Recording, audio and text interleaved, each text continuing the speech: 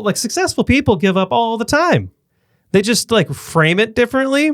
But I always tell people, go ahead and give up, but that comes with a big caveat, which is we don't give up permanently. We give up in order to make ourselves better and reach for the next bigger thing.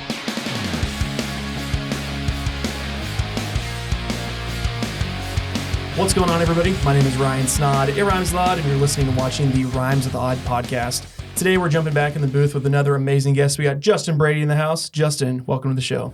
Thanks for having me. This is nice. Yeah. I like the studio. It's pretty wicked. You're going to be the first person that's ever brought their own headphones to the podcast. Really? First person, really? Like, I feel like you're at a pool hall and you brought your own pool cue, and you're going to like hustle me for a couple $100. That's exactly what the plan was, but now I'll have to go because you've discovered my evil idea. Sure. He's like, we're racing for pinks now. No, it's a pleasure to have you in. Justin's also a fellow podcaster. True. A big person in that space. Before we get started, he even knew his way around my recorder. So it's good to have a kindred spirit in the booth. So I know my way around a volume knob. There you go. I had a friend in high school that was an aspiring DJ, and he would mix this, like something be playing, he'd be cranking on the volume and doing the bass, and I'm like, just get a real mixer board, Aspiring dude. DJ? He became a real DJ. I just kind of thought you were a DJ. All right, well. I mean, anyone's a DJ now. You just throw a Spotify playlist on. So there you go. So today we're going to talk about a lot of different things, a lot of it centering on podcasting, where journalism's gone and is going, and then also like the renaissance of this platform, I think will be really cool. And then your entire career journey. So really excited to it's a lot to jump in. Yeah, we got We're plenty the of time. Kleenex in case we have tears. There we go. We just start crying.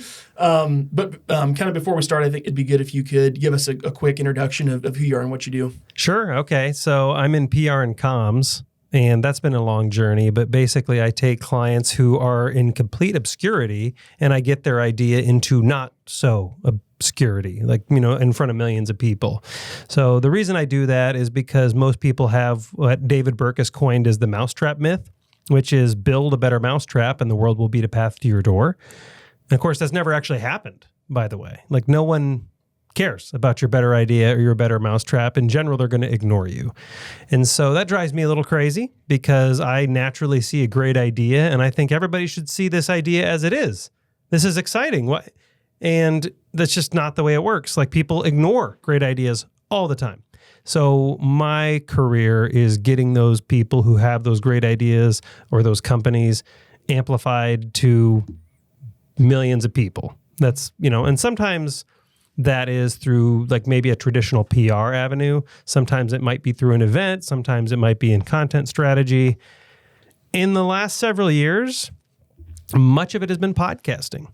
Podcasting, if you think about podcasting, it's really just a technical thing. Like it's an app feature. Like you're telling Apple Podcasts, Spotify, whatever, iHeart, are just retrieving things consistently. But really, it's about when you do a podcast, you're committing to consistent content on some type of schedule generally. And so recently, a lot of clients have been going that direction and building their own in-house channels and going direct to consumer. As far as like in their information that their organization has, they're going direct to consumer rather than relying on other channels. So that's the core of what I do. My company's called Cultivate, and I would say the majority of what we're doing now is focused on content strategy. But our clients do, we focus on like PR, comms, getting their message out there in a bunch of different ways. As an example, like one of our clients got into a Mr. Beast video, promoted in a Mr. Beast video, not just like they were in the background. Their logo was shown in the show. They were a feature of it, so that was really exciting. But our clients have been in Bloomberg, Wall Street Journal, a bunch of publications like that. And we've created shows for people as well. So that kind of gives you an overall background, I guess, if that's what you're looking for. Sure. No, I love it. And even just on your site, you talked about like the Wright brothers inventing the airplane, and it wasn't even publicized. Like, there's so many things like that where people assume the world cares, but they don't. No one's going to care unless you make them care, And I have that conversation a lot with friends of mine or just colleagues in the industry. We're like, dude, I see your stuff everywhere. Like, when I meet someone that I've met before, they don't ask me how things are going because I'm like constantly marketing myself, putting things out, like keeping the world updated on what I do. Because like, if if I can't do that for myself, why would anyone pay me to do it for them? You know, Right. So it's an interesting industry to be in, and definitely one that's probably changed over your career. So. Yeah, it's challenging because people don't understand the underlying like structure of how information spreads. There is a structure there. I just say it's through trust channels. Everyone has maybe a couple hundred trust channels that they utilize to get new information. That could be your friends and family. That could be service providers. That could be your bartender. Like I would guarantee there are a lot of you out there that would trust your bartender or your barber about mechanical engineering more than you would a real mechanical engineer.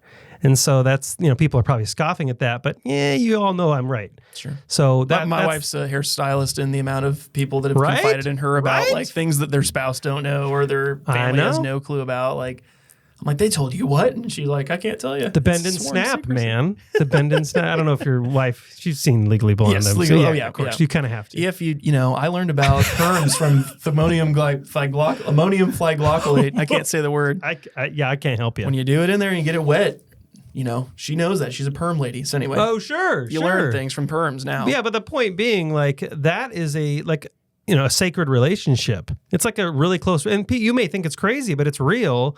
And information, actually, there's a good example. There's a professor, I think I wrote about this. You probably read this too. There was usually I have notes when I'm talking about this, but there was someone who wanted to get information to black men because he realized, he's a university professor, he realized that black men weren't seeing the doctor.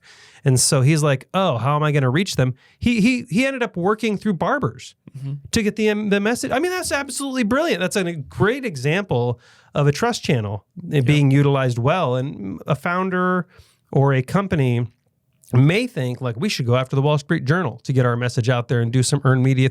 And Wall Street Journal is great. They ran my first published piece. I appreciate that. That being said, I always tell clients customer concentration is more important than circulation of the publication. Sure. No, I totally agree with that. I know one of the projects we've shot here in the last year was for American Heart Association. It was for Craig Hunt, who's a barber that had a heart attack while he was cutting someone's hair, and he owns a barber shop in Des Moines. And same thing, they were like trying to raise awareness about heart health, and they're like, where can we reach the black community, the male black community in Des Moines? They're like, let's partner with barbershops. Let's do blood pressure. You're sitting in the chair already, just hook up the cuff, and if it flags you, like the amount of people that have been saved from high blood pressure issues or heart attack prevention, like it's just, you got to know your audience, where they at, where they hanging out. So. And if you work through trust channels, it's a lot more efficient and it's a lot lower cost. And I was having a conversation with a client, and he's like, we want to be in the journal. I was like, cool, journal's great.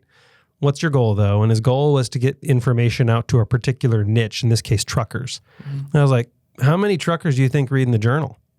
Like, definitely some. If I had to categorize their audience, it's like financial advisors. Sure, maybe. C-suite executives, And so we did the research, just a quick back of the napkin in a bar research at the Royal Mile, actually, downtown Des Moines. And he's like, I actually think FreightWaves, there's a high concentration of them that read FreightWaves. And I've never heard what FreightWaves was. It's an industry magazine. And so he's like, how much time do you think it would take to get into FreightWaves? And I was like, I don't know, another scotch in 5 minutes? Like, let's. And so because, industry trade publications really, really want more content right now. And especially how fast people are consuming content. So we wrote a really great pitch, sent it off, and sure enough, within, I think, 48 hours, he got a feature in FreightWaves. So, had he gone for the journal, that would have taken probably 6 months, maybe more, and lots of cost, and overall concentration very low. Maybe a couple hundred people saw it with that art. But instead, way faster timeline and way higher concentration of those he wanted to reach. So that's why it's so important to really understand your audience and understand what trust channels they surround themselves with. Sure. No, I totally get that. And I know in my case, like I've started a freelance videographer Facebook group that has 94,000 members in it. And we've had a lot of sponsors come because they're like, hey, we sell to videographers, and you have 100,000 of them that are in this Facebook group every day communicating, like, we want access to these people. And so many people are like, oh, it's just a Facebook group. But it's like, no, you think of a dream client, like if you're a, fill in the blank, and your dream clients are all hanging out in one place. Like, what would you pay to reach those people, compared to mass marketing a billboard or whatever, like whatever else is out there. So yeah, and I always tell my customers, like, no. I always tell my customers, no offense to any of the projects anybody's working on, sorry, but I always tell them, let's try to get you in those things earned. Like, let's not pay for it. Let's give them content. Let's give this publisher, this group, whatever, content or information that's so valuable, they want it and they don't want you to pay to get, to pay to play. Mm-hmm. Well, let's give them, because it's always a value exchange. And that's how you work through a trust channel for those who are like, okay, cool, trust channels, that's great. How do I actually get in those? It's all a value exchange. You have to be willing to give the like in this case, we'll just go back to the journal, the editor, I call them a channel champion. You have to be able to give them value that's so valuable, they'll trade reach for whatever you have. In that case, it would be like a really, really great story. Mm-hmm. So I'm working with the journal right now on a cool story. Hopefully it gets published one day. And the value of something I have, I'm trying to give them so much amazing value and so much of a unique, great breaking story that they can't possibly ignore me. So it's about any time you want to get into any trust channel, it's about giving so much value that channel can't possibly ignore you. Sure. No, I love it. Let's jump into your backstory a little bit and talk about what made you the man you are today and kind of the journey that you've gone through. I was bitten by a radioactive spider. There you go. Yeah. If Dr. Phil was here, he'd be like, you are in charge of your own life. Like whatever I got to say. But no, I think take us back to kind of wherever you think the origin story would start for you and where you started your journey. Sure. Well, like, what do you think? What do you think they all want to hear? Where are you from? Okay. All right. From Iowa. Okay, we'll stop the podcast right there. I'm trying to figure out like what people want. I mean, people don't want to know where I was born and that kind of stuff. Well, generally, who listens? Who's listening right now? Mainly 25 to 35-year-old business owners in Des Moines. Okay, so mainly it, yeah. All right. So college in Minneapolis, came home, and right out of college, started a business, which was so stupid. It was so stupid. But, I can't get hired anywhere. So I figured, what the heck? I'll start a business. This will be easy. And I stayed at it for like 10 years. It was a graphic design firm. Okay. And honestly, after year 4, my wife would tell you this, I was failing after year 4, probably after year 3. There were just better designers. They were faster. They were more skilled. I could get there eventually. The company is called Test of Time Design. You can probably find remnants of it online somewhere. And I could get there eventually, but there were just people that were faster and more skilled, and efficiency matters, right? So kept that going way too long because I bought the BS that never give up. That's a load of crap. The never give up stuff is such a load of crap. People successful people give up all the time. They just frame it differently. But I always tell people, go ahead and give up, but that comes with a big caveat, which is we don't give up permanently. We give up in order to make ourselves better and reach for the next bigger thing. That's when you give up. And so, I would agree that you don't just give up on everything. That's unacceptable. You're better than that. But yeah, did this business way too long. Kept it going, and finally, when every client had left, I good relationships with all of them still, but I just didn't do a good job keeping the hopper filled. I had lost passion for it. I think a lot of people saw that and closed it up. Went to work for a company that laid me off. I was like, I'm going to get a real job. 6 months later, they laid me off. So I, again, started... I need some job security. Yeah, that's what I thought. I thought I'm going to get a job and be good. And, then I got laid off after 6 months. 24 hours after getting laid off, I converted them as my first paying client because I didn't get mad. The CEO, the HR director, and my boss were in the room. And they're like, hey, we no longer need you. As you know, we lost some big accounts, blah, blah, blah. And I was like, okay. And I think they thought I was so mad. I was just like, okay, I'm just going to kill everybody here or just do something crazy, Right. And I was just like, I've been a business owner before. I know what it's like to poof, half your business is just, and half your revenue is just gone. And, that's the... life of an entrepreneur is some days it's just gone. Everything in a blink of an eye, it can be all gone. So I was like, man, I've been down this road before. It's not a big deal. And I was like, guys, I get it. I kind of saw the writing on the wall. You can't just keep people employed when money's, So I went into my manager's boss to say, hey, between us, there's nothing bad here. He thought I was sarcastic. He was like, oh my gosh, I think he's... And I was like, dude, I totally get it. If you'd want to work contract, because he had like 200 ongoing projects with me, I was like, we can do that. And he's like, you'd do that? I was like, yeah. He's like, I told them you'd be so insulted because we just brought you on, then laid you off, that you would never consider that. I said, it's not a big deal. And they're still a client to this day. And that was years ago. And so I think don't burn bridges is a big story there, but also, I don't know what the lesson is. That gives the backstory, I guess. But be adaptable. Don't burn bridges, and realize that other people do have a lot of pressure they're facing as well. But yeah, and I went back into my entrepreneurial path, and there were some models I was working on at this company. And at the time, some people were asking me, "Hey, can you do that for us?" And I was like, "No, because I have a full-time job now, and I'm doing it for this company." So as soon as I got laid off, I not only converted the person who laid off in a customer that still exists, but I had a couple of other customers because I was keeping people apprised, informed, whatever, of what I was doing. And so I think I had 3 paying customers within a couple of months of being laid off. And for me, that was a wake-up call, because growing the test-of-time design business was just like slogging it out and just miserable, and just keep pushing and just no one cared. But then it was like I had 3 clients in a few months, and it was definitely not easy, but almost felt natural, and as if I was selling something finally for the first time in my life people actually wanted.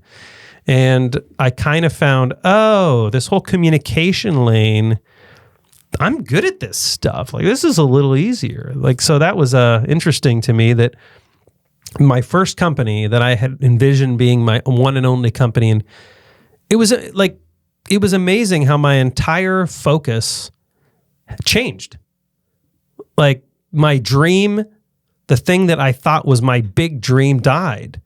And not within a short period, I had a new dream, and I was totally okay with it. I mean, it was traumatic at first. When anything like a business dies, it's very traumatic. But I was amazed at how adaptive people are, and how we incorrectly layer on top of our core skills, work roles. So I have these core skills of problem solving and creativity, and I had incorrectly layered on top of that, well, that must mean I'm a designer. And actually, I ended up going into radio. I ended up doing written journalism for Washington Post and Wall Street Journal, Harvard Business Review, freelance.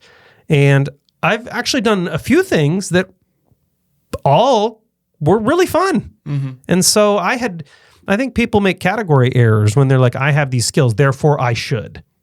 And then they get locked into that I should.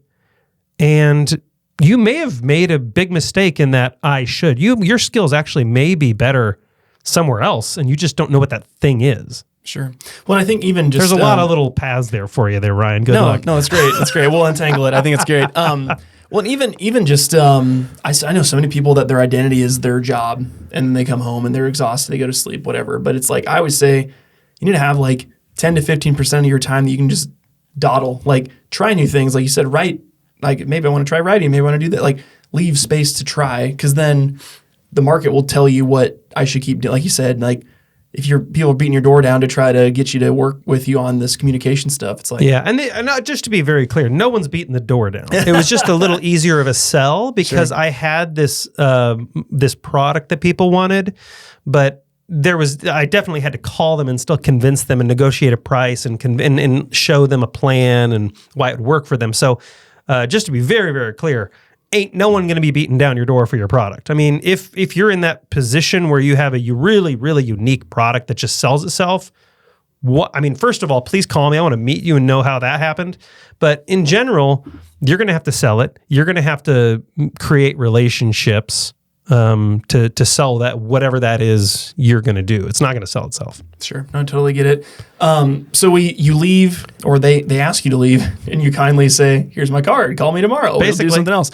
At what point do you get into the radio, that like type of journalism area for your career? I know. I'm trying to untangle this. Like my wife will tell you I reset at midnight. So like I have to sometimes I have to ask her, what's that thing we did yesterday? Oh yeah, we did that. I was doing that before my business crumbled. So I was doing like WHO radio for your listeners outside of the state. It's like the biggest news radio station right now. They're not doing so great these days, but at the time I had 6 presidential candidates in the studio. That's pretty cool. Nice. Who were some of the candidates you interviewed or had in the studio? What, say again? Who were some of the candidates or the presidential people you had in studio?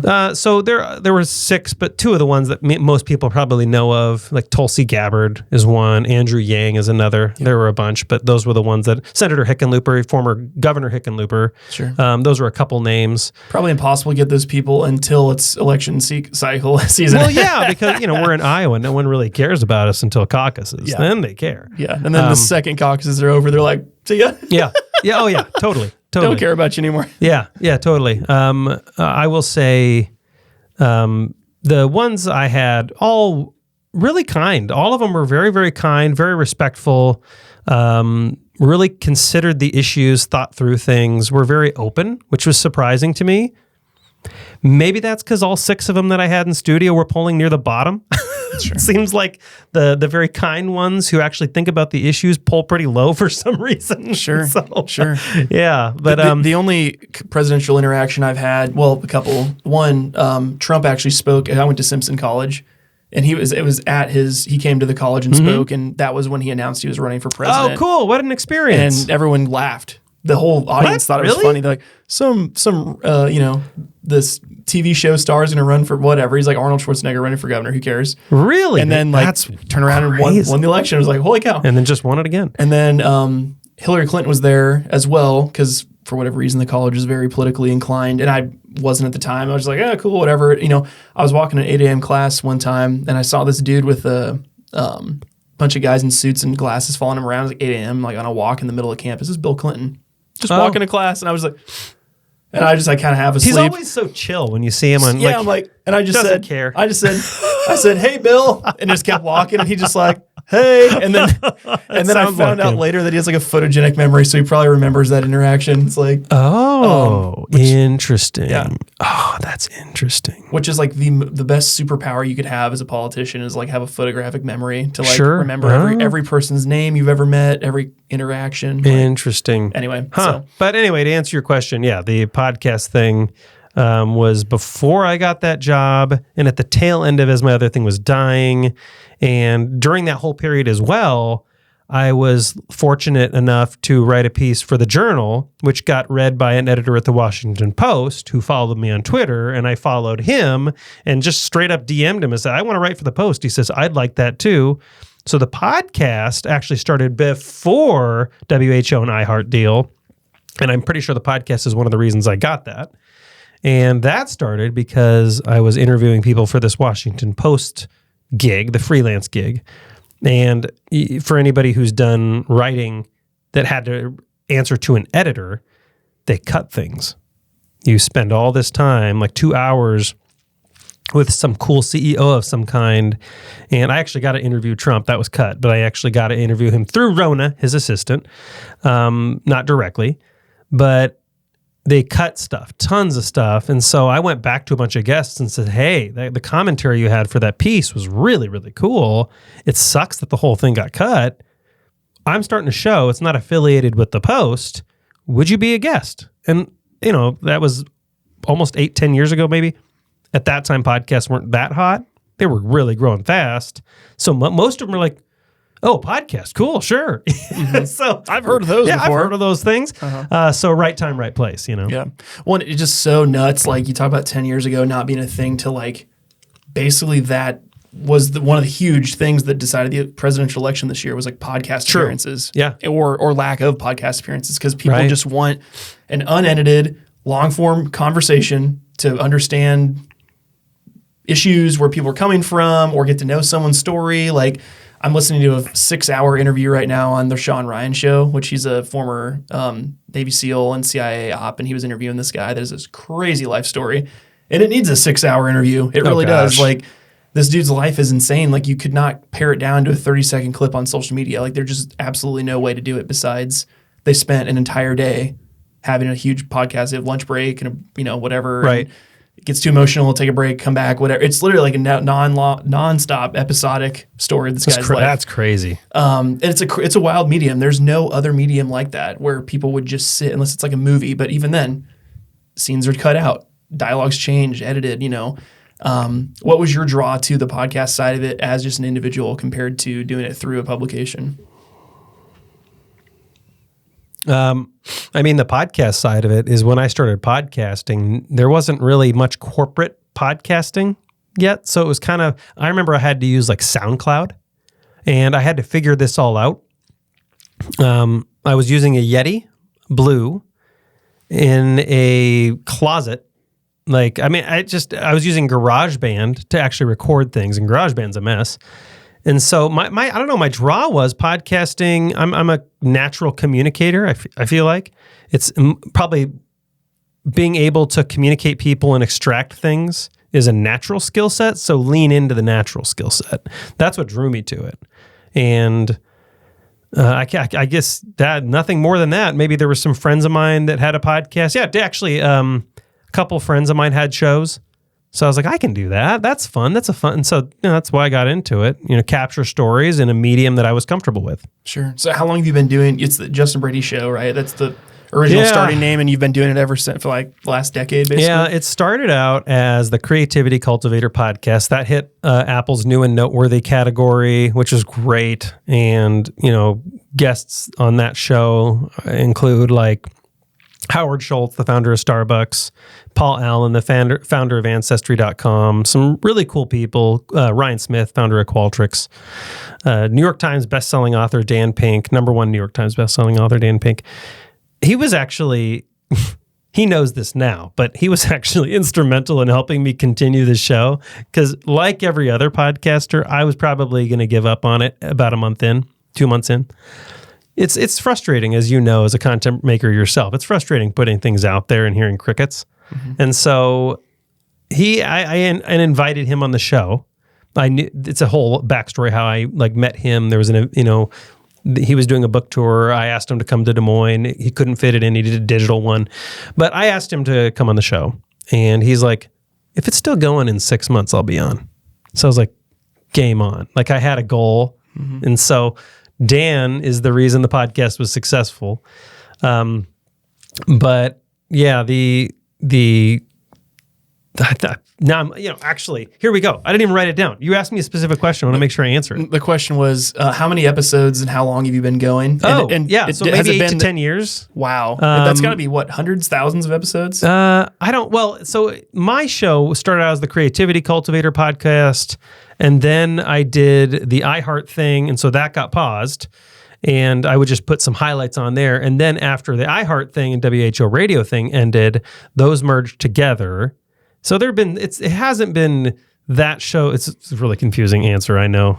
Maybe I shouldn't be in communication, I don't know. But then, that show merged. After iHeart, I had the Justin Brady show and the Creativity Cultivator podcast going simultaneously, and then I merged them together. So it hasn't always been a weekly thing. Like at iHeart, there were times when I was doing 5 shows a week, but almost weekly for 8 to 10 years, I've been having to come up with new show ideas to answer your question. Sure. Well, and in terms of obviously the names have changed. There's a hiatus. What's the volume? How many interviews have you done that you've published?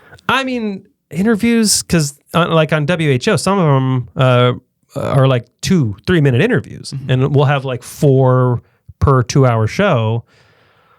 Obviously, maybe crossed 1,000, maybe thousands at this point of interviews with some people that are very successful and media trained. And we would do interviews at the fair, at the Iowa State Fair, just totally off the cuff, take a recorder out there and do an interview. Obviously there was some structure they weren't aware of because, as you know, you don't just get to wing it with people. You do have to have, you said before we started, you had read some stuff. I read, you're a little prepared, which is what you should do. Yeah, I got my little notebook. Yeah. And so, I'm not a fancy one like you that we don't know how to use, but it's fine. I'd probably screw it up. Probably thousands at this point. I should probably find the answer to that. I'm just too lazy to go figure it out. Sure. But yeah. When I know the stat I read when I first started my show was 97% of podcasts don't get to episode 4. Oh, yeah.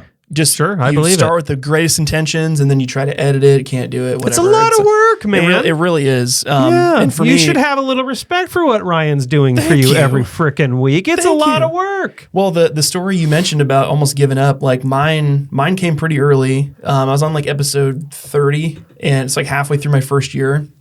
I was getting really drug out. I'm like, I don't know, is anyone watching? I'm getting like Yeah. Oh, yeah. 15 downloads an episode. I'm like, yes, it's 15 people, but I'm like, that's like nothing. And then a buddy of mine from high school who owns a lawn care business reached out to me and said, hey, just want to let you know, like when I'm on the lawnmower all day, like I just listen to podcasts. Like the second yours drops Monday morning, I listen to it. And like, I love your show. You ask such great questions, and please never stop. Cause like, does that feel good? Yes. Yes. And I was like, God, Jamie, like, thank you so much. I'm like, this is really great. And he's like, here's like the 6 things I listen to so many different shows. And he's like, here's the 6 things that they all suck at. And here's what you're good at. So he's like, keep leaning into those things that make you different, and you'll blow up. He's like, just a matter when you find the right people. People think that podcasters get tons of feedback and stuff all the time, and we don't. Like, even when I was on WHO, I think the assumption is that, I'll probably get in trouble for saying this. You know what? Actually, I won't, because everyone who was like there has all been fired or laid off at this point. So I'm not going to get in trouble by anybody. But people would often assume at WHO, like the phone lines would just be lit up all the time, and we couldn't control the flow of information. That's not true at all. There were some days that I would have like a big topic, and I would like introduce that topic thinking the phone lines are going to light up, and crickets. Absolutely nothing. And then there were other times I'd talk about like a new roundabout, and people lost their freaking minds. And so, yeah, like we podcasters don't really get even giant radio shows. Like at the time we had crazy listener numbers. You don't hear from people that often. Yeah. It's, I remember the first time I was on WHO, and, we have our ratings books. We generally kind of know how many people are listening. But it really does feel like you're just talking into the abyss, and there's zero reaction. Like at iHeart, we didn't even have the luxury. I mean, they had it. They just didn't know how to do digital. We didn't even have the luxury of like any real-time numbers. Right. No clue. I mean, maybe they have that now, but it really does feel like you're just shouting into the abyss. And once people get to know you and they start texting into the text line or calling into the show with real-time reactions, what an amazing feeling that is. You're putting something out there and your audience is responding in real time. For that reason, Ryan, I really, really hope that like that real-time live experience that radio provides, I hope it never dies. Yeah. I hope they find their way. I hope they utilize apps that are able to reach people digitally in their cars. I don't think that live real-time radio experience, talk radio, it's never going anywhere. They just really have to get their crap in a row. They're just failing all over the place. They're technologically failing, and the content that a lot of talk radio shows are putting out there right now is just pure junk. And I'm not saying political. It's just terrible stuff. It's just anyway, I could get ranting on that for a while, but I really hope. You know what? Reach out to your podcasters, folks. Tell them you enjoy the show. That goes a long way. Sure. It reignited my my passion for it, because I think it's interesting though, because to your point, podcasting is so unique because social media is so immediate. You post it, it goes viral overnight. Oh, 1 million people watch this, and I'll do more of that. Podcasting, if you're lucky. Yeah, and then there's hate comments. Okay, don't do that. Whatever. Yeah. Like you learn from you're getting a back and forth. Where podcasting, there's no way to comment. Maybe you have to go track down your subscription numbers, their download numbers from another part. It's like there's like this layers of stuff that you can't connect. But I'd be curious to hear, have you seen some of these popular ways where people are live streaming their podcasts simultaneously, or they're doing like a live audience, like it's on the stage and there's a live audience plus they're broadcasting it in the same way? Like, have you seen any of those approaches kind of change this landscape a little bit? Yeah, it used to be where we would use content to channel people back to platforms we controlled. And so a good example would be like when I was on the radio, I would be constantly saying like, go to this URL, I've posted a cool image, and get on our newsletter. You're always trying to direct real-time listeners into digital assets that you own. Even on my podcast, I would say, go to the website, sign up for the newsletter. On social media, it was always, web links to your assets and things you controlled. You're always trying to get people to come back to the website. And I think those days are gone forever. I don't think those days are coming back. Now I am noticing the same rate of growth, but it's happening on multiple platforms now. So where you used to just upload something and have a central website, now you upload something to Apple and Spotify. You upload something to your server and it distributes to Apple and Spotify and the rest. But you also post a summary on your website so that AI search can find it. And so that, so Google can find it. You also post some shorts to YouTube. You also post shorts to X. You also post shorts to Reels. You also post full episodes to X and full episodes to Shorts. You also repurpose that for your newsletter. Don't forget YouTube. Don't forget YouTube. Yeah, full episodes to YouTube. Now you have to be everywhere, and you have to. Customers, consumers, listeners they're not going to hop from one platform to another.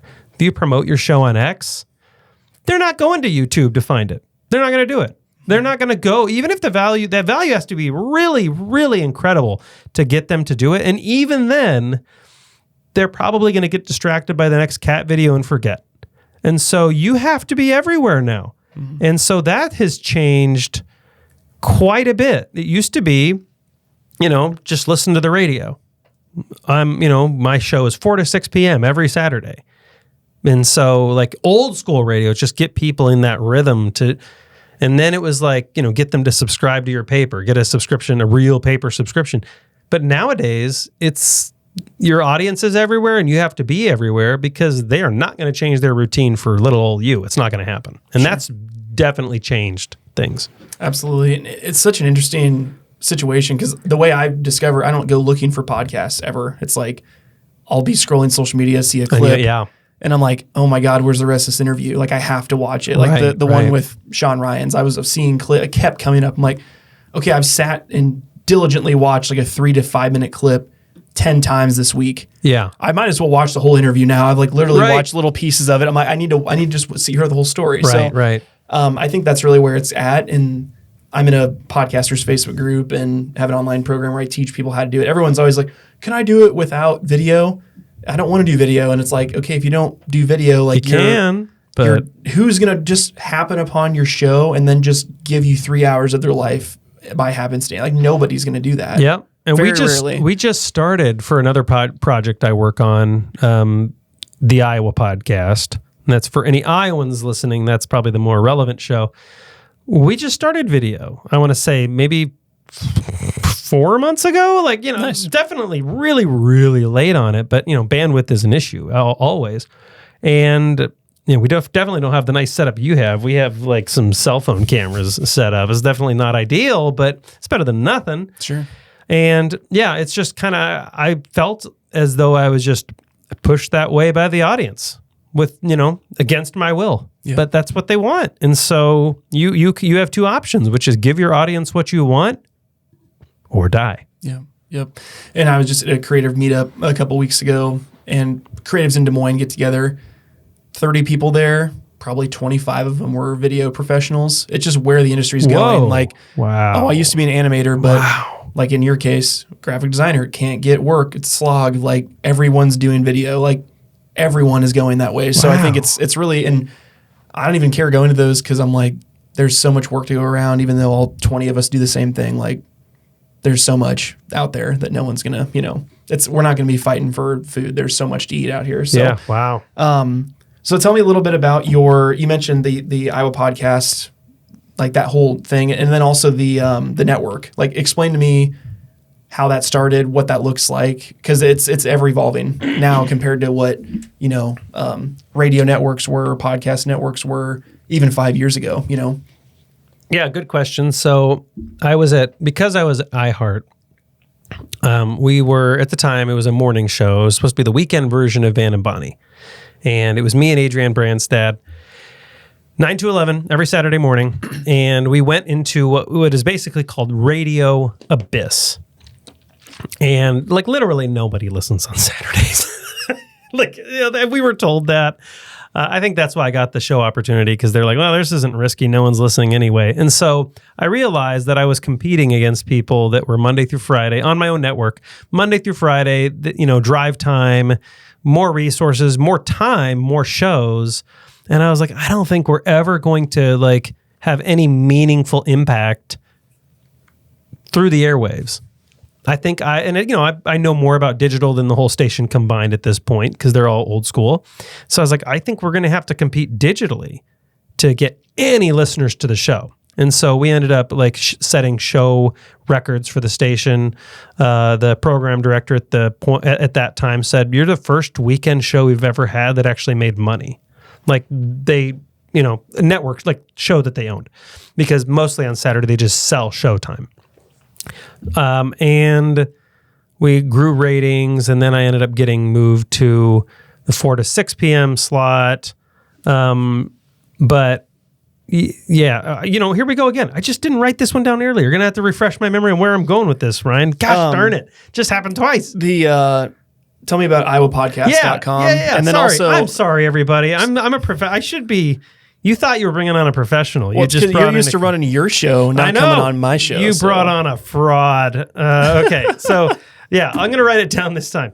Iowa Podcast, when we were there, we noticed there was a digital opportunity for content. And so when the show ended, I got my butt kicked out. They did layoffs. It wasn't like a personal thing. And I realized there was a major opportunity, and they were leaving so much revenue on the table. I went to some digital or some higher up person and showed them our show impressions while I was at WHO Radio. And at the time, our weekend show alone was beating all the shows on WHO combined, minus Simon Conway. We beat him by 30% easy, but if you lump him on top, then all the shows just got above us. There were entire stations that we were beating in this state, like just our little weekend show. And that was from doing a digital approach, or just having that was like the digital approach centric? Yeah, most of it was I actually took an SEO approach to digital content. Okay. So I was trying to think, what will people be Googling in 2 weeks? That's what our show content's going to be. So there was like a good example of this was there was a wooden building going up in the East Village. WHO does reach the entire state, but their bread and butter is the metro.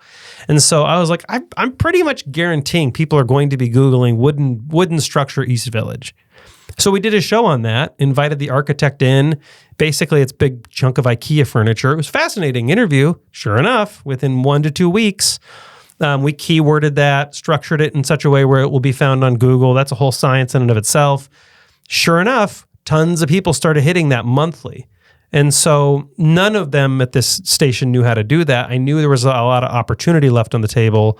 And so years went by. Finally, I started the Iowa Podcast, which is apolitical. We have politics on there, but I try to do, I really, really work hard to present these things objectively so listeners can decide. Yeah. The show we put up just today is on immigration. The president has signed an executive order, which will ban birthright citizenship. So I had an immigration attorney on to talk about, can he do this? What's the process to do this? How does it normally work? Really, really fascinating. I actually learned stuff most of the time I kind of know where people are going to go before I ask them a question, but there's just some things that blew my mind. I was like, oh, I had no idea that's how it works. So the Iowa Podcast started around that theme. And then iowapodcast.com, I started bringing on other shows. I got a studio space in the East Village. Now we have the Iowa Manufacturing Podcast. We have the Iowa Ag Podcast, the Iowa Tech Podcast, and we're bringing on another show soon. I'm not going to talk about what that is yet because, sometimes things don't work out, whatever. It's probably fine. But this won't come out for 20 weeks. So if you think... So at that point, everybody, it's either never happened or it has been a failure and I'm so sorry, or it has happened and it's successful and you're welcome. Sure. By that point, you might attract the attention of people in New York. Who knows? Buy you guys out. You'll be sipping Mai Tais on the beach somewhere. Yeah, that's going to happen. Speak it into existence. But there's an opportunity, I think, for local virtual content. I think there's an enormous opportunity there. Everyone's trying to do the national thing. And not many people, at least when I started this 2 years ago, were doing the local thing. I don't think that many people are doing the local thing yet still. And so I saw such a huge opportunity there that local was going to get just lit on fire. I still believe that. I still believe like Apple and Spotify are going to start featuring local content. I know that Amazon was talking about doing this years ago. I don't know what happened to that, but I still think that's very much a thing. And I think AI search is going to put a lot of emphasis on local content. So as the nationals, as iHeart is pulling away from local and trying to do more regional, like one of their drive time shows now is hosted from Omaha, from a dude I know who's a great dude. He doesn't even live here. And he's doing an Iowa show? Like, give me a break. And so I just think that there's this enormous opportunity for local content that even the national companies, Gannett, and have good friends at Gannett too, the Register, have good friends at iHeart still. But I just think they're all really missing the local content that they cut their teeth on. I think they're getting away from that, and I think it's a mistake. Sure. So walk me through the kind of the business model. So you have like 4 different shows. Yeah, if you could help us with this, I'd really... No, just kidding. Whatever. I'm learning every day about, because this is such a new thing where some people rent out the content studio. Some people do, like we do full service. So it's like we can do scripting, we can help you find guests, production, editing, then the blogs, all the AI stuff that goes into, like you said, like getting the most out of a show.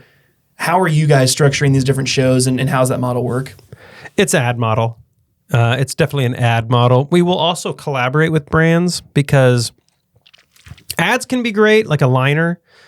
We don't really have any, I suppose we're open to it. We don't really have any just ads. We just play. They're going to be endorsements. They're going to be real ads. They're going to be like more of a collaboration effort than an ad. So people can purchase what you'd probably call an advertisement on the show, where we'll do a 15, 30-second read in the show about something we like, or something like that. So that's one of the ad models. There are on-page advertisements on those. Oh, sure. Yeah, on the website, iowapodcast.com, there are on-page advertisements. Again, on those, we're tweaking them and engineering them in such a way where it's not just a crappy passive ad. I mean, I can talk about it. It's probably boring for most people, but we're finding ways to make those a little bit better and tracking actual engagement rates and click-throughs rather than just like, 10,000 people saw it. Like, that doesn't tell you much. Sure. And then we're also doing what I call collaborative content. So brands will reach out to us and say, hey, I want to be featured. And, we'll do like a 20, 30-minute interview with them. But we're going to work with them ahead of time to make sure it's actually content that is educational and informational. It's just not a long form ad, right? Because no one wants to listen to that. It's right. And the great thing about that is every local brand has really, really cool stories. So we're kind of working alongside of them as their own marketing extension, but also we're putting our journalist hat on to make it cool. It's all disclosed. It's, we say on the website, this is a collaborative effort. Our hosts are paid for their time by the brand, but it's not necessarily a pay-for-play ad in the sense that they're just controlling all the content. We just do it because listeners don't want to hear that. It's not good for them. It's not good for the listeners, not good for us. So that's why we have that model. Sure. Well, and I know you see it with local TV too. They'll do a weekend blurb where it's a 15-minute interview, but it's kind of almost dancing the line of like, is this an ad or just a fluff piece, or is like, what's this about? And I can see through it because I've seen the stuff, but some people are like, oh, they had Johnny's business on the news. It's like, no, Johnny paid to be on the Johnny news. paid for that. Yeah, there's a lot of the pay for play stuff. Yeah. And so we never wanted to have that because it's just not authentic and it's not good content. Yeah. So that's why we're like, look, we're not just going to do a template that you pay for and get it because people don't want to hear it. And we still disclose too. So we're not going to do this collaborative content, make it great, and then not disclose it, because we're still going to disclose it because I believe 100% in being transparent. But I also believe that it's going to help all of us if it's better content, Sure. But yeah, you're right. There's a lot of pay for play. There's a lot of mystery stuff going on out there. Yeah.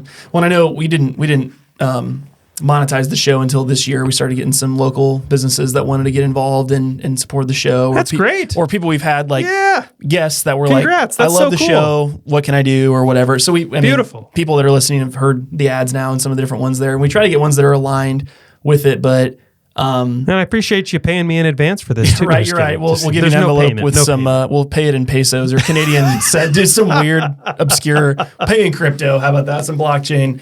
Dude, I don't know, man. Crypto these days, that might be actually way more worth the dollar at this point. A year ago, maybe not. So I accept. There you go. You're welcome. But and we try not to. Like I've had business owners reach out to me to be guests on the show, and I don't think it's a good fit. Sure. Yeah. And they're just trying to suck. It's like a vampire trying to suck all the value out of it. Oh, and I'm for like, sure. I don't want to come on and have a forced conversation for an hour or two. So it's like I want it to be genuinely interested. So that's usually I invite people on. It's one of those deals. But yeah, there's been guests that have reached out for shows and they're like, we'll do the show, but we want the questions in advance and we want to work with you on that. I'm like, no, I'm not going to do it. And they're like, well, some people get really upset. And I'm like, at the end of the day, it's really within your best interest that you don't send the questions in advance, because then what we're engaging in is not an interview. It's a play. Yeah. It's a play with a script. And for anyone who's been in a play or like had something with a script, is that sometimes people lose if they're not trained, they lose their place in the script.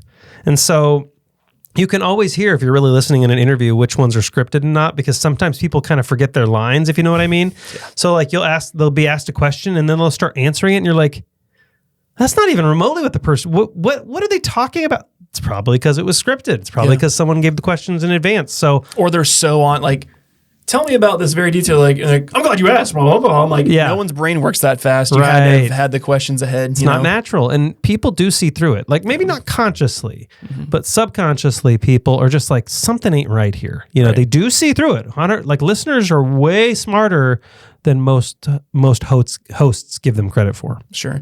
Well, and again, not to keep going back on the politics stuff, but the election just happened, so it's fresh in my mind. It's like that's another thing where if you're a leader of a company or a country or whatever, and it's like there comes a certain level of you have to be able to go on the fly. And yes, you can, if you're not comfortable answering a question, you can divert or you can whatever, but it's like people just want to hear the real answers to things. And even if you need a second to gather your thoughts, like I really think that's where, again, podcasting, the audio medium has really shines, because that's where you can get the real conversation that people aren't usually having. But it's really hard. I've noticed that, like as we saw, this is a strategy commentary, but Kamala didn't do a ton of interviews.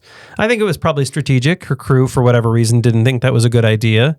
And it really backfired because it didn't allow people to really get to know her and how she thought through processes. And I will say, Ron, we see on the Republican side, another person victim to this was Ron DeSantis. We see him being pretty good on his feet and a pretty good orator. And the guy's like, he's pretty, I don't know what the word is, exciting to watch. Like he kind of tussles with journalists. He's fun to watch. But we see as soon as he declares, he starts running for president and he gets a comms team. Like, I'm a comms person, I'm a PR person, but man, sometimes our profession really ruins people because we make them too cautious and they're overthinking everything and they turn into robots. Yeah. And so we saw that happen to DeSantis. He just turned into this robot. And then what's interesting is as soon as he steps out of the race, almost within days, he becomes old Ron DeSantis again. Yeah. He loses his comms team and now he becomes real. And so people want real, but the industry doesn't always want to give that to them. And I'm even saying right now, like there are some guests that are so hard to get because they are so guarded and they're so scared of what they may be asked. And so this is why we see even national politicians, like Democrats won't go on Fox because they're scared of what will be asked. And Republicans won't go on CNN because they're scared of what they'll be asked. And everyone's sticking with their own little team. And this is why we have a lack of authenticity, because everyone's sticking with their own little team. They don't want to be asked uncomfortable questions. And truthfully, the consumers haven't demanded that. Yeah. And so that's why everyone's getting away with it, because everyone's getting away with it because The consumers aren't saying this interview is crap. I'm not going to listen to you anymore. I'm going to support real journalists that are asking tough questions. So until consumers start demanding something better, and I think this election cycle we saw them do that. Now I wonder if you see journalists start going on to non-friendly networks and going on to more podcasts that are asking real questions. Sure. I think this maybe just opened the floodgates for that. Yeah, and I agree. Just where media is heading with just all that stuff, it's just not even a journalist asking questions. I think that's a huge piece of it too. Is like, yes, you want a kind of a structured interview or whatever, but you can totally tell when it's premeditated thoughts, questions, whatever. It's not. It's just like you said. It's a performance. It's not anything there. So. One of the questions I was going to ask was, you really talk about on social media helping people understand the value of a podcast and all those things. Should every business owner or brand have a podcast, and why? I think almost all of them should, because these days, podcasts used to be something that you hope goes viral or you get like millions and tens of thousands of downloads. And like, yeah, there was that heyday. Like I was telling you before we started, or maybe during the show, I hit iTunes new and noteworthy there. I was in the golden era where there wasn't much competition. Whoop, whoop. Yeah. There's competition now. Well, I'll take that back. That's a whole nother topic. I definitely could, anyway, side note, squirrel. Nowadays, though, I think most people launching a podcast probably have a vision of, well, my goal should be to get millions or tens of thousands of subscribers. And because they see so much competition, they're like, I can't make it though. There's way too much competition, therefore I shouldn't do it. I think that's a huge mistake. They're making the same mistake as like the original websites. Like original websites had so much traffic just because there were no other websites. Mm-hmm. And like someone, like the internet was cool and hip and everyone was visiting websites to check. But nowadays, would you not create a website because you're like, well, there's too much competition on the internet. I shouldn't have a website because it's never going to be viral. Like that sounds stupid. Right. And so I think podcasts now, people need to think about them in a different way. Podcasts are are the human extension of your website. They're not a thing. Are you going to go viral? I hope you do. You're probably not. Sorry, you're not. But I hope so. I really hope so. But people need to think about podcasts as a way to connect with people virtually on a deeper level. And so podcasts put you in the position where you're constantly putting new information out there. Now, do you have to distribute through the traditional podcast apps, like through Apple and Spotify? No, you don't have to. But in general, when I say podcasts, I'm more talking about the content delivery or the content model, like consistent content that's audience focused. So, you don't have to push to the apps, but should you be creating consistent video or audio, probably, like as we've discussed, it probably should be video at this point, on a frequent basis, I think you either do that or your brand goes away. Sure.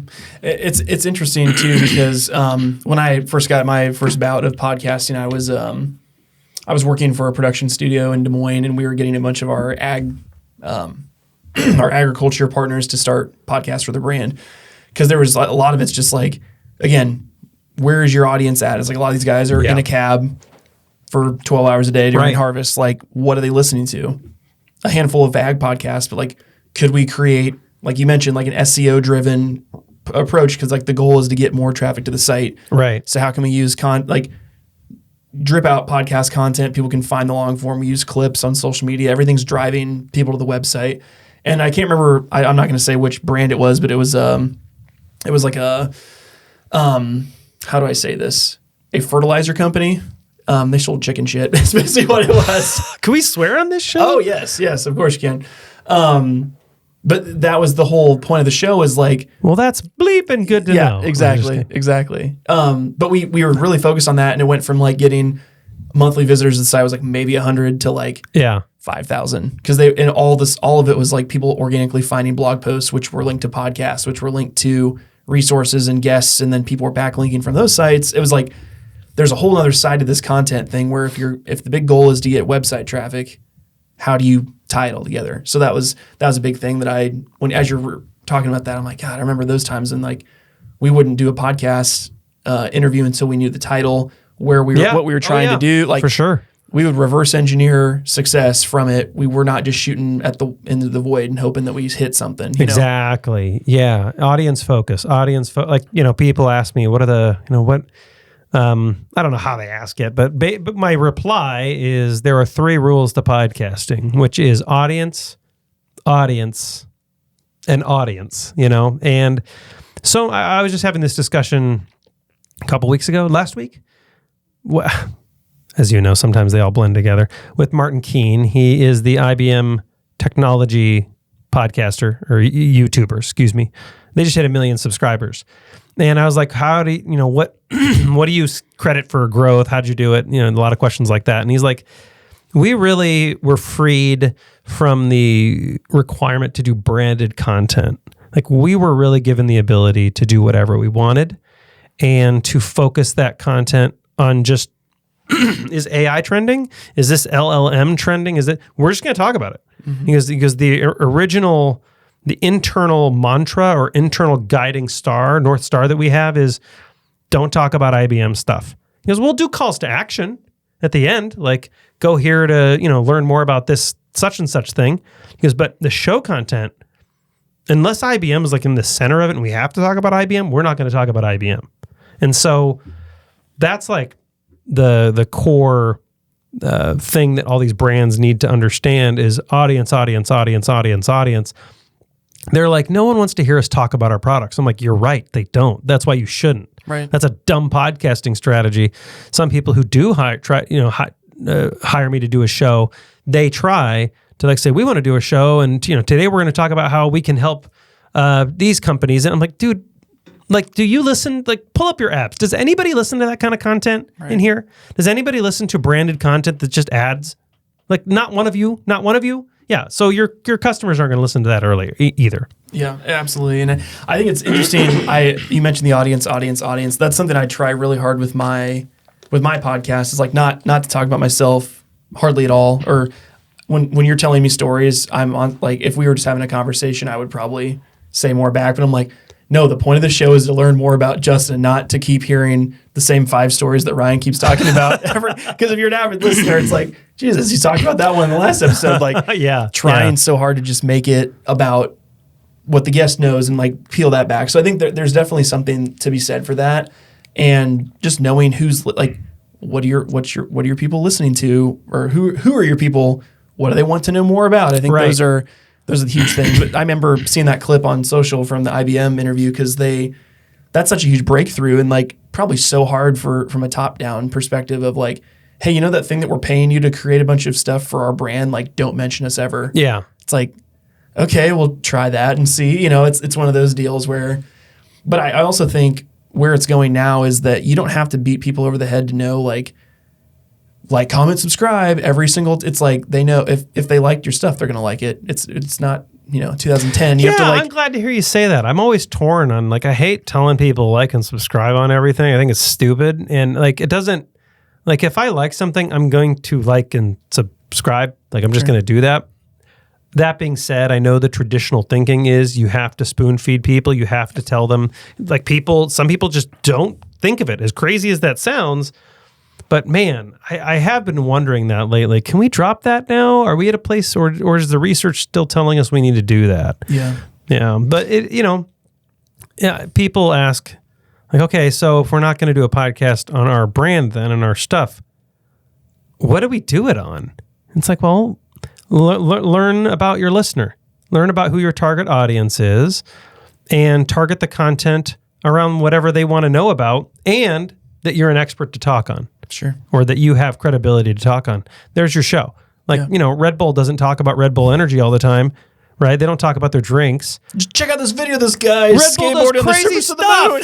Yeah, Red Bull does crazy stuff because they know their target demographic, the people who are going to drink Red Bull, like this crazy stuff. They like BMX biking. They like people jumping out of spacesuits and free falling. For their demographic who are doing crazy stuff and like energy drinks, like that stuff. So they're cool.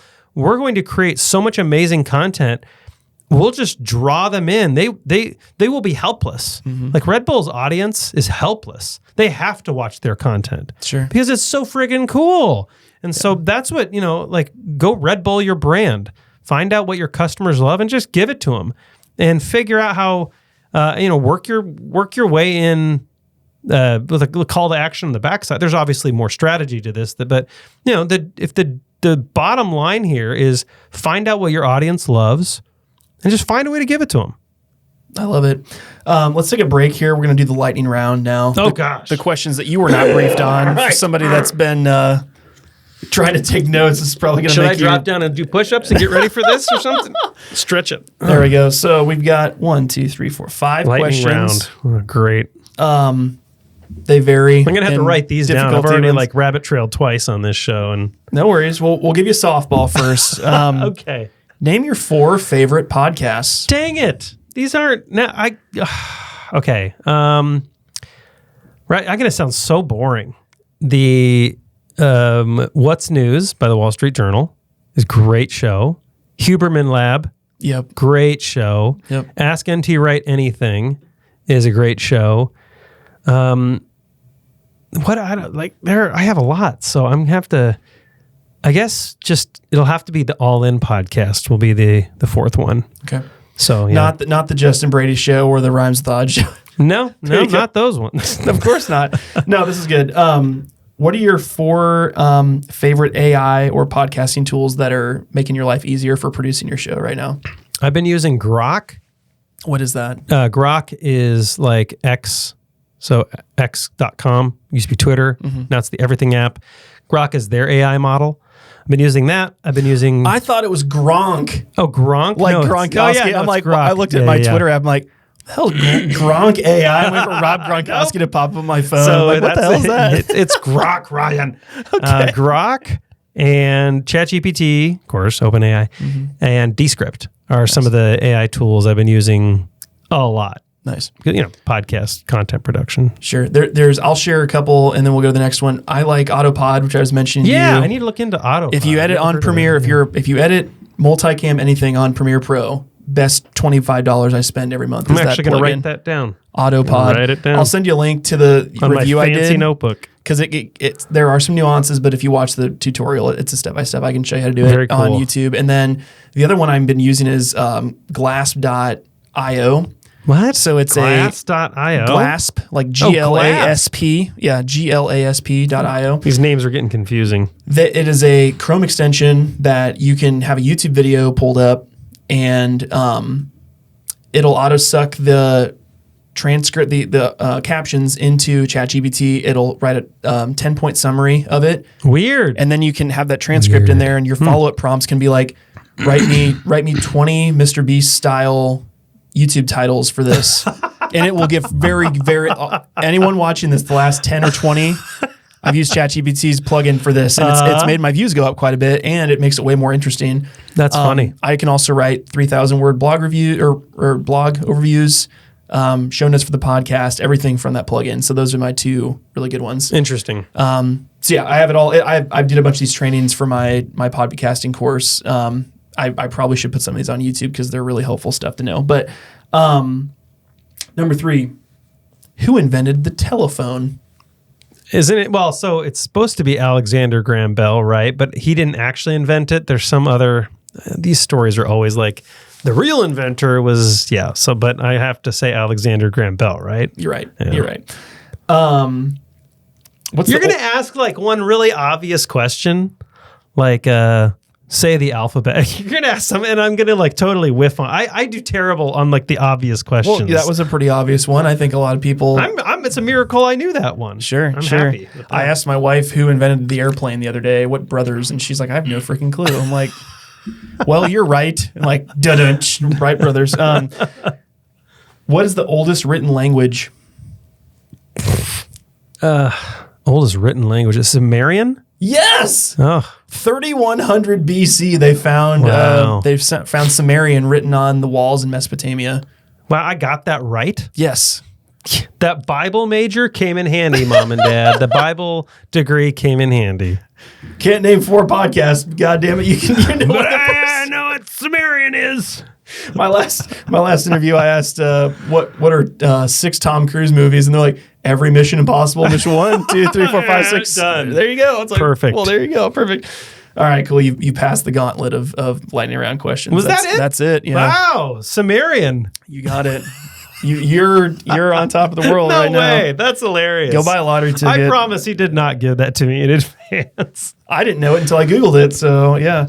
Okay, cool. So coming back kind of full circle here, you came as a journalist running a podcast. I think a lot of people that are starting them are social media influencers, former athletes, like people that are not formalized question askers. Right. If you have to put it in the most simple terms. What do you think about being a journalist helps you run a really tight show and have something that people keep coming back to? Yeah, probably because journalists are trained, at least they should be, to extract content from the audience that their readers or consumers will like. And so I think a lot of people getting started in podcasting focus on 100% on the guest, which is noble. But maybe you're asking the guest a bunch of questions your listeners could care less about. And so journalists generally know not to do that. They know to have some type of angle. If they're good journalists, it should be like a holistic, a wholesome, objective angle, not like highly biased. Mm-hmm. And so we're obviously seeing a lot of there's so many good journalists out there right now. There are also some terrible ones they get most of the headlines and all the bad rap. There's a few of them that are just terrible, and they're the ones that make everybody look bad. So pay money to good journalists is the story there, but and then starve the ones who are terrible. But yeah, I think that helps a lot. Like journalists are naturally good content strategists because they know how to focus on audience really, really well. They don't really know how to sell that well, but that's fine. That's what sales and marketing can do. But they're really, really good at understanding the pulse, asking good questions, extracting value, and making sure listeners are fed. Like they're really good at that. That's what I think it gave me a huge advantage. Like just one example, when I was writing, I was originally writing for the Post, and I like to, I guess the term was bury the lead. I didn't know what that meant, but I was under the assumption that if someone's going to read the piece, they're going to read the whole piece. And so I would try to build this piece almost like a lawyer.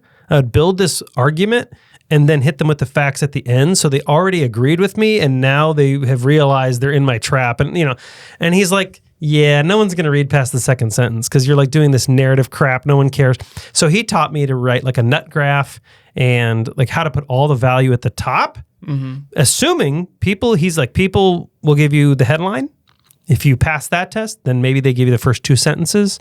And if they're interested, then they're going to give you maybe the next two paragraphs. So he taught me how to think that way. Yeah. Like attention spans are short. And if you really want people to stick with you, you have to give them a reason up front. So all those things really did translate into an audio format too. I love that though, because it transcends the medium, because same thing with like a long YouTube video. You have the best stuff, but if you wait till minute 12, no one's going to watch. You have to lead with, in this video, I'm going to teach you this, this, this, and this. And if you stick around to the end, I'm going to teach you this, this, and other things. That's what Mike Russell was telling me. He's Mike. I had him on my show, and he has over 300,000 subs now. And he's great. I was in the Adobe partner program they partner with some influencers in my industry, and Mike was my audio tech coach. Oh, very cool. So I had some audio questions, and he helped me. He's a super good guy. He is a good dude. So smart. And so he was like, man, like so many shows are like, hey, everybody, we have a really great show for you today. And, oh, sorry, my cat's in the shot. Ha, ha, ha. And like, he's like, oh my gosh. He's like, they're only going to give you like 5 seconds. Yeah. And he goes, make that 5 seconds count. He told me he actually, before he does a show, he visualizes the headline and the thumbnail before he even starts the show. Something you kind of said earlier. Yeah. And so maybe you get that from him. I don't know. Maybe you taught him that. Right. Maybe. But yeah, it's that. I think that's the something that's extremely valuable that I got from the journalism stuff is that. Thank goodness I had an editor, Matt McFarland. Shout out to Matt, that took time on me and like took time to describe things, but was also really harsh in a good way. Mm-hmm. And I'm like, man, I'm really thankful for that opportunity and how that shaped me as a content creator, marketer, comms, and PR person. Well, and even if someone's listening, bringing it back to the audience, if they're listening, well, I'm not in communications, who cares? You can use this tactic in your everyday life. Oh, yes, you are. Everyday life. Like I think about it, my wife and I do a debriefing the end of the night and we're telling stories, and she'll have a great story. She's lost my interest in the first 5 minutes because she didn't tell me She didn't tell me like, oh my gosh, there was a fire next door and the building was burning down. Like that, I need the headline, I need the hook that's gonna like, I'm sucked in, I'm focused, and I'm like fully attentive because I know this is my attention will pay off. There's something worth it. But it's just kind of like this monologue about the day, and then there's something slipped in there where it's like, I need to know that thing, or like somebody's like, she owns a hair salon, so she'll have like people telling her stuff in her chair, and she won't tell me who because confidentiality or whatever. But people, our stylist bound by HIPAA? No, but it's it's something else kind of like that. It's more like just ethics. Like she'll have someone's like going through a divorce, or their kids ran away, or that makes sense. Someone's pregnant or something. You learn things, but she could tell anyone. But she's like, she won't tell me who, but she'll say, it's just integrity. That's good integrity. Yeah. Good job, honey. Yeah, there you go. And so she'll like lead with this stuff, and I'm like, and I'll tell her, I'm like, hey, I love the story. I'm like, for my attention span, you got to hit me with the punchline right away. Well, Ryan, if you really love her, though, you're going to wait through that stuff. Oh, I do now. Come on, man. But she'll always be like, how the hell do you tell such good stories? I do have a Bible major. I can be a therapist. There you go.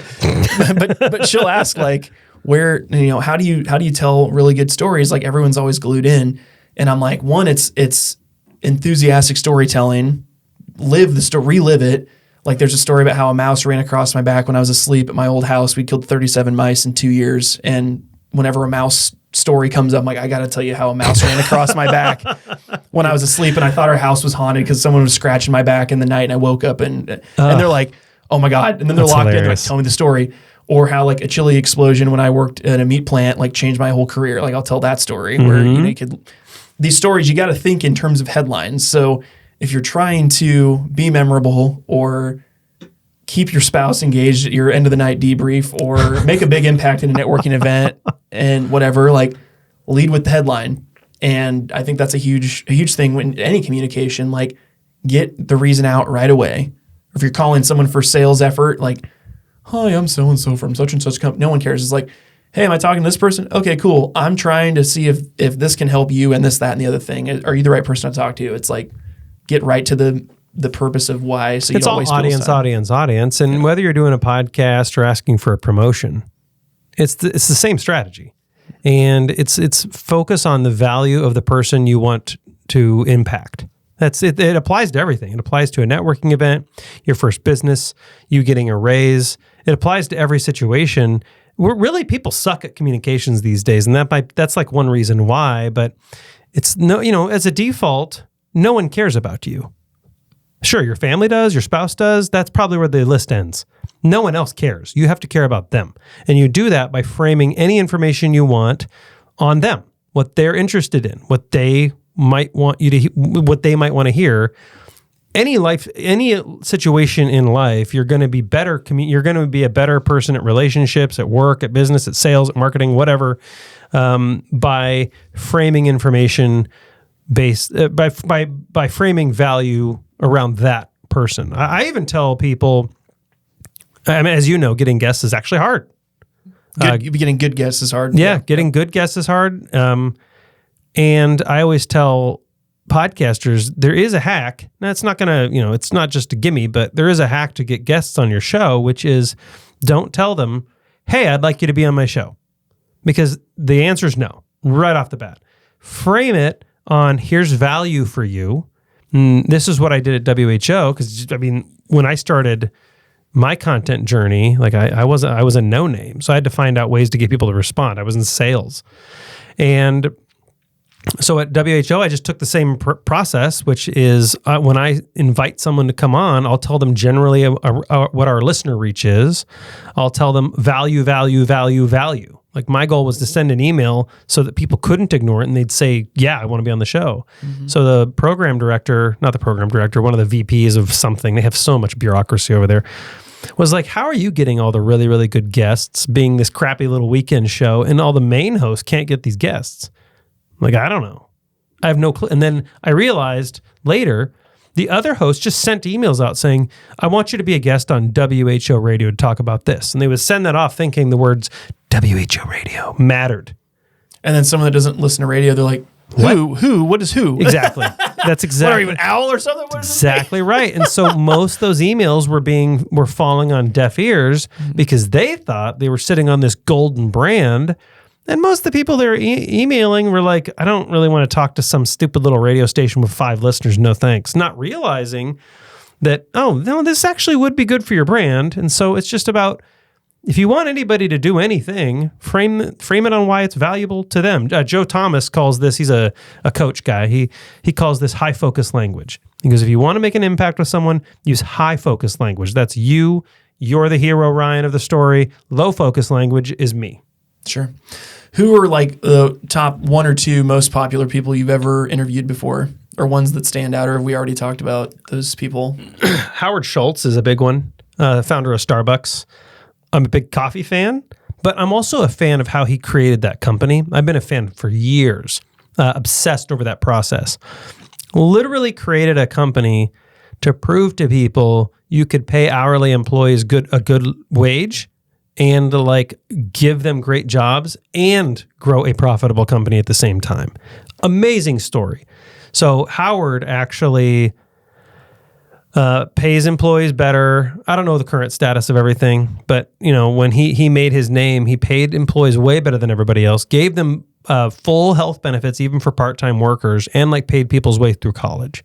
And that was just unheard of. Like during the 2008 financial crisis, his board pushed back on him and shareholders pushed back on him and said, hey, Howard, no one's going to blame you, because he had taken the reins back.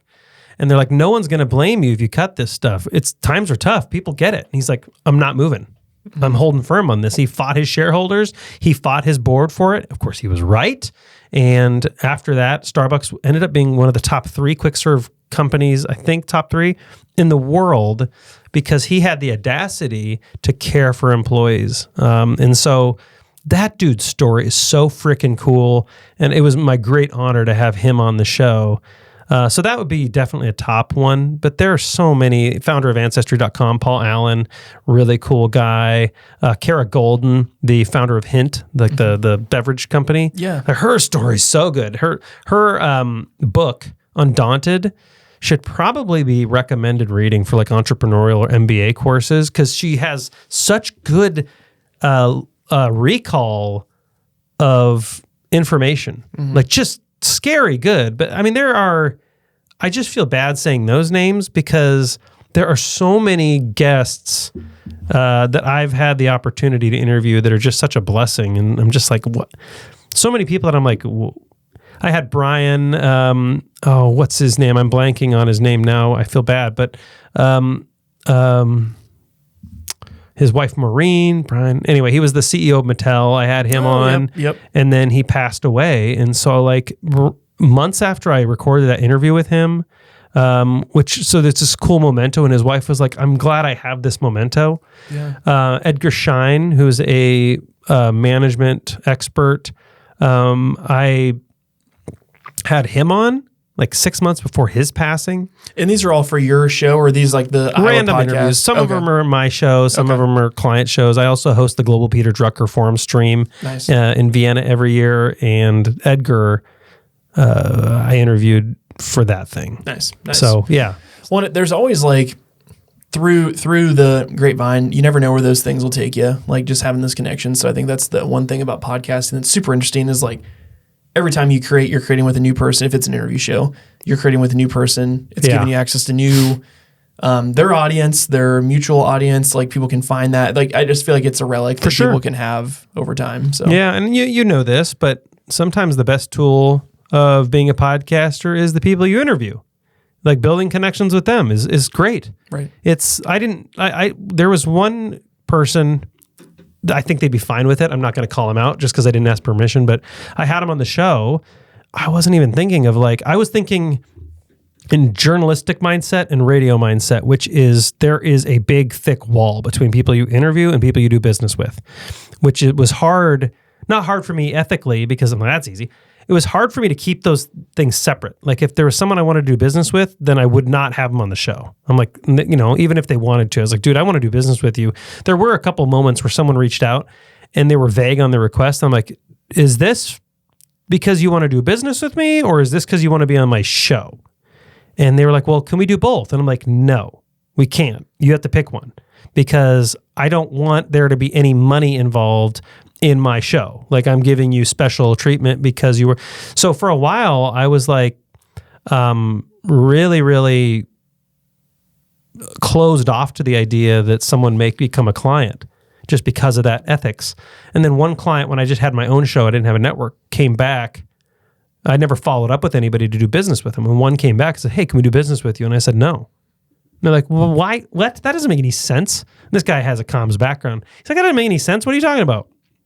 I'm like, well, because I had you on the show. He's like, did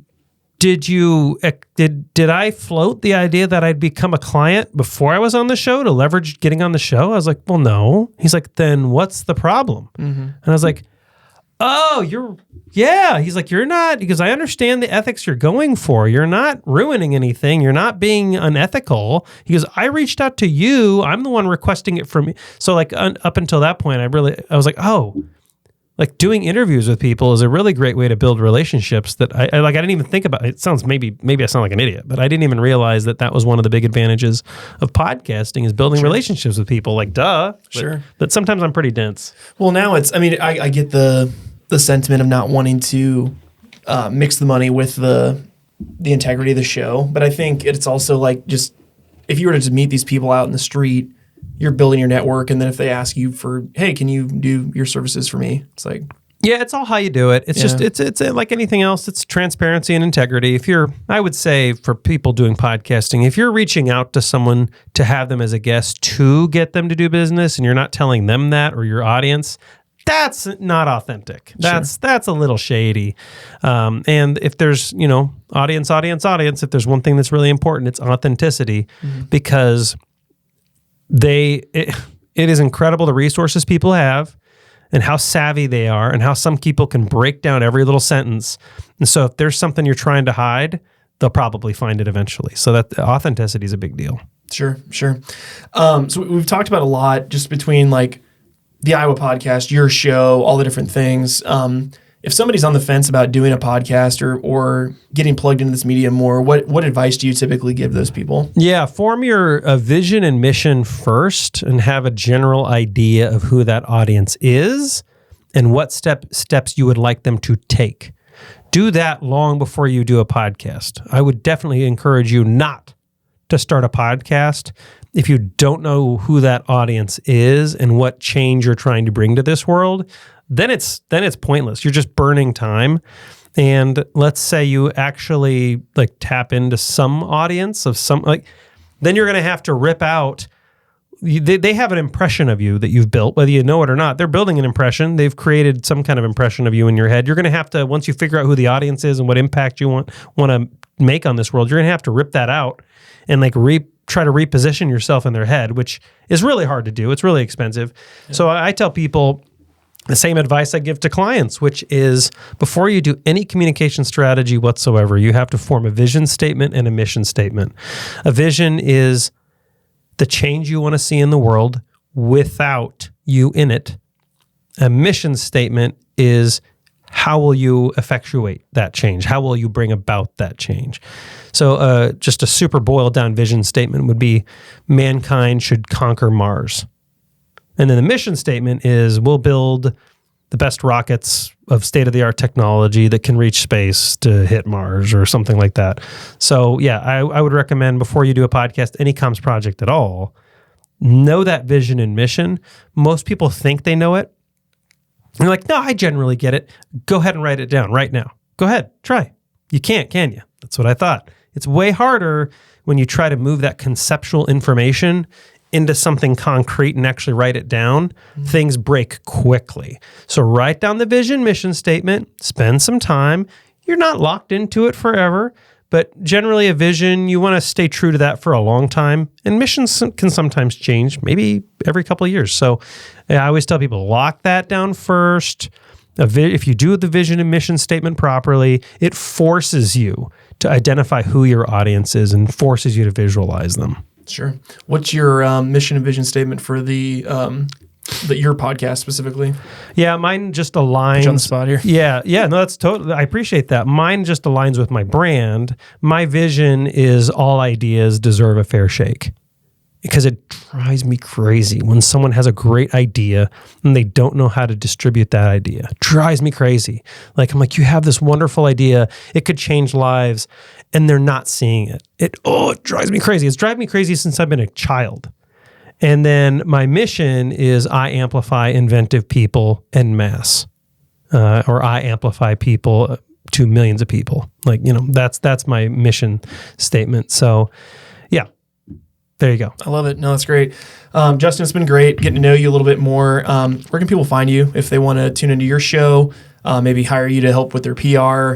Where's a good place to find you? If you want to, I would encourage everybody to subscribe to the Iowa Podcast. That's easy to find. It's just iowapodcast.com. If you want a cool Iowa show, there you go. If you want to reach out to me because you have special questions about comms stuff or anything we've discussed here today, I'm very responsive. I'm very fast.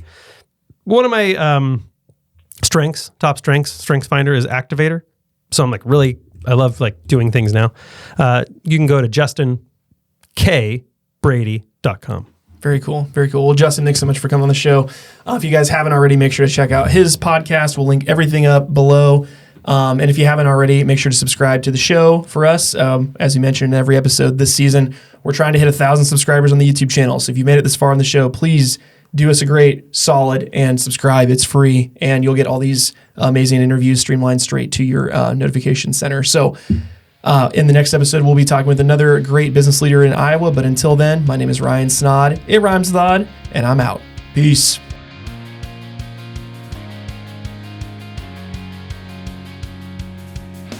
Thank you so much for watching yet another episode of the Rhymes with Odd podcast. We really do appreciate your support. If you could give us a 5-star review on Apple iTunes, that makes a world of difference, guys. Also, if you're tuning in on YouTube or Spotify, make sure to subscribe so you don't miss another episode, and check us out on social media. Also, if you'd like to inquire more about our services here at Snaadt Media Group or learn about doing your own podcast for your own business, you can find us at snaadmedia.com. We'll see you in the next episode. Peace.